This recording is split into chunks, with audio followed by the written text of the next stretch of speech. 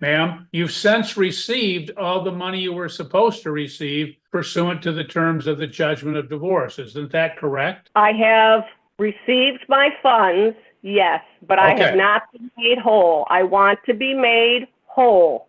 Okay. I had to go through whether I hired a lawyer or not. This is about gender discrimination. Lisa Spatari versus Douglas Giro. Court will note the appearance of Mr. Umloff on behalf of the defendant in this matter.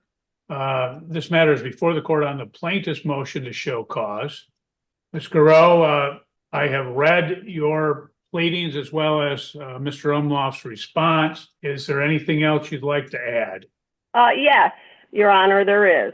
In regards to under his motion and affidavit, number 2, he denies as untrue. I deny that. I was awarded 50% half. And under number 3, I deny that. It was abuse in plain sight. And under number 4, I deny that. It is not true. He received a letter from me in March and never responded. And Mr. Umloff could have asked the court for more time.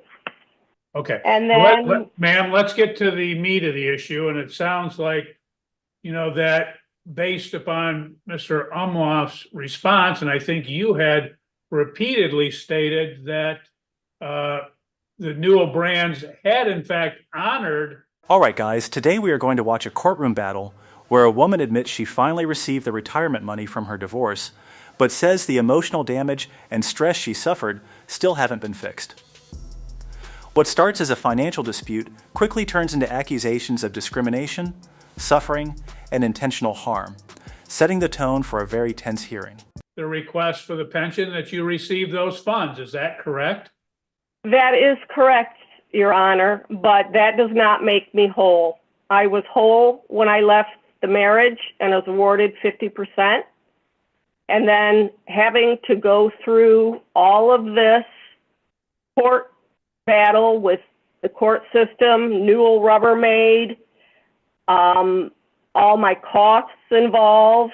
Okay, the fact that I was let me ask you this, ma'am, and unfortunately I'll tell you, because you represented yourself, that is in fact an issue.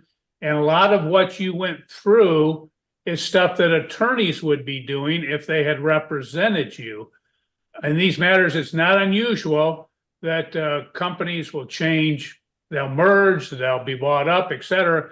And oftentimes the attorneys have many issues to attempt to locate and get the correct entity that it now handles and carries the insurance, or not insurance, I'm sorry, the retirement or pension, et cetera. So it's not unusual what you went through to collect that when you're dealing with those particular entities, as opposed to what you do dealing with the defendant. So the court is more concerned about what the involvement or what your relationship was and what happened with the defendant, as opposed to a third party that he has no control over. So what was there that you claim that he didn't do that he should have done, as opposed to a third party?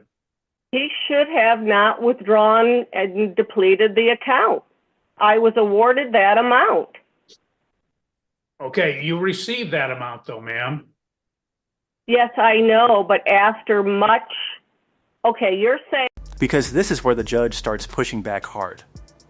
He explains that delays with pensions and retirement accounts happen all the time, but the woman refuses to back down and insists her ex deliberately ruined her life. The more the judge tries to narrow the issue, the more emotional and personal her accusations become. That if I would have hired a lawyer, which I had to help myself because I cannot afford a lawyer. I have not been able to work. I'm living off of my savings. Okay, ma'am, this is all extraneous. I just need to know what it relates to your particular motion. What it relates to is I was whole when I divorced. But you have not, but ma'am, you've now since, ma'am, You've since received all the money you were supposed to receive pursuant to the terms of the judgment of divorce. Isn't that correct?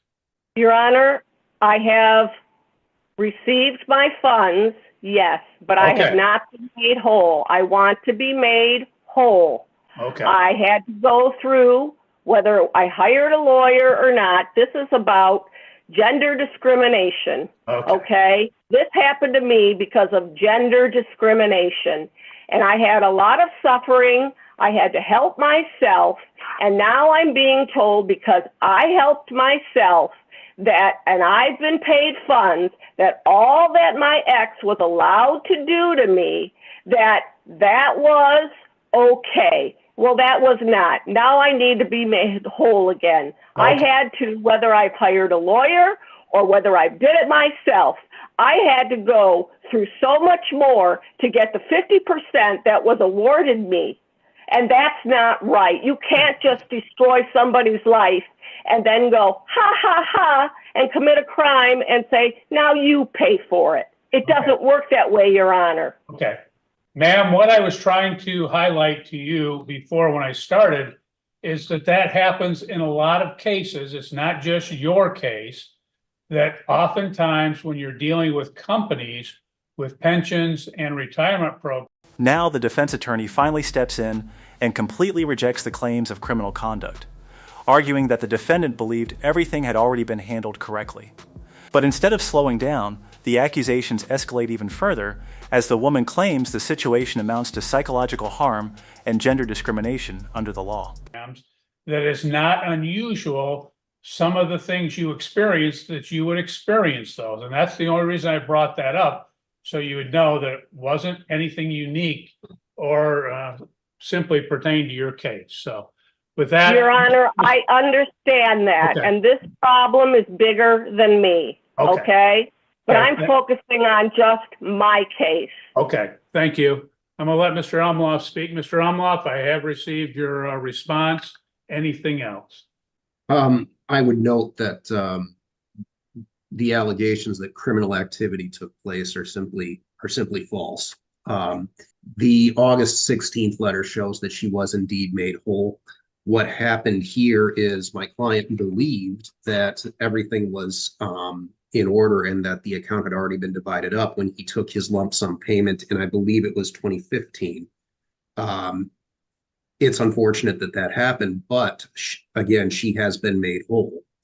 And so for that reason, and Your Honor certainly knows, it's not unusual that even attorneys sometimes have trouble getting QDROs prepared and getting them to conform with the specifications of each individual company and pension carrier. That can happen. But ultimately, my client did not do anything wrong. He did not do anything to harm her. He did not impede the process. It was the defendant's responsibility to prepare these QDROs and get that money. It took her much longer than ideal to do that, but it was not his responsibility to prepare them. Okay. Thank you. Thank you. Anything else, Ms. Guerrero? Yes, I deny that. It was a court order that needed to be followed by law, and he knew what he was doing when he withdrew all of the amount. Because this is the final showdown before the ruling. The woman argues the court order was ignored in plain sight and questions why the money was withdrawn early in the first place. Meanwhile, the judge keeps trying to separate emotion from legal facts, creating a tense moment where the entire case could swing either way. And I did do nothing wrong. I turned in my quadro. It is a court order that needs to be followed by the law. And for him to be able to reach out after the divorce to cause me harm does constitute a crime. A crime under Michigan law states that crimes caused by some type of action that can cause extreme harm psychologically are classified as a felony. This defendant's statement by the attorneys and our unfounded claims under Michigan law is gender discrimination, as these types of cases are typically women's issues that are not covered for what they truly are, evil crimes. although I have lumped, Okay. um, Well, ma'am, just to clarify, I will tell you that in these, over the years, I've seen these instances. And again, they're not unique to the female gender, that in fact, when men have had received a QDRO or something, they've been in my court time trying to get enforcement of that, or have had difficulties with the companies, just as you experienced.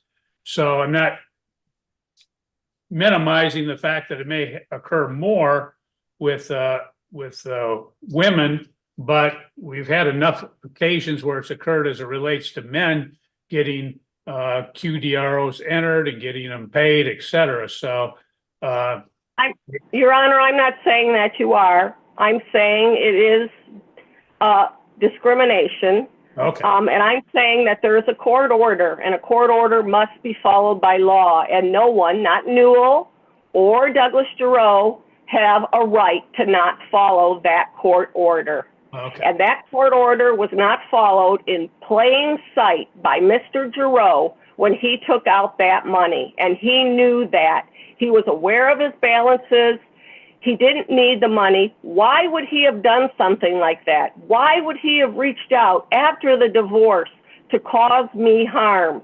You know, I left him to get out of that divorce. Okay. I ma'am, told you. again, you're going into extraneous things that don't apply to this particular motion. So I just want you to Okay, confine well, I'm yourself to the asking motion. why. The burden of proof is on him. Okay, What happened to the other half of the money? The pension laws are you have to be 55 and older before eligible. He withdrew money at 52, and that was half. What happened to the other half before that? okay, And how was, those are the issues, Your Honor. okay. They're in plain sight. Okay.